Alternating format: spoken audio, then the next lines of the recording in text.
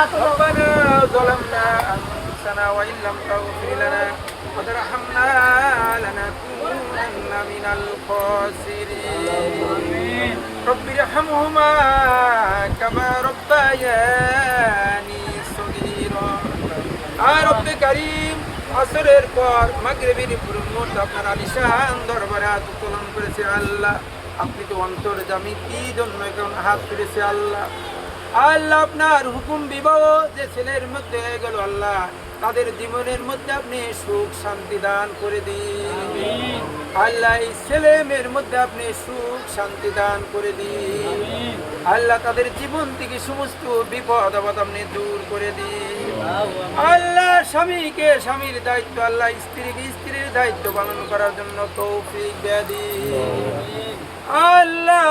আল্লাহর নবী হযরতে মায়েশা সিদ্দিকার মধ্যে যে মহব্বত ভালোবাসা ছিল আল্লাহ, এদের মধ্যে ওই মহব্বত ভালোবাসা আপনি পয়দা করে দিন আল্লাহ।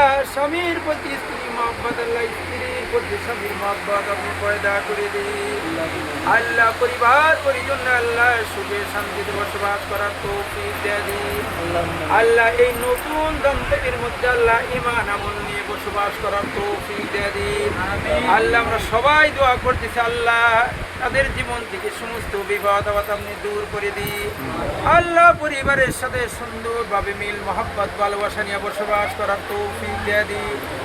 সুবহান রাব্বিকা রাব্বিল ইজ্জাতি আম্মা ইয়াসিফুন ওয়া সালামুন আলাল মুরসালিন আলহামদুলিল্লাহি রাব্বিল আলামিন।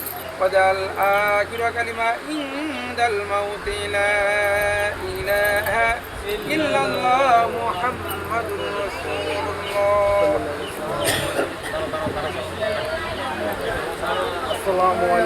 ওয়ালাইকুম আসসালাম ওয়া রাহমাতুল্লাহ।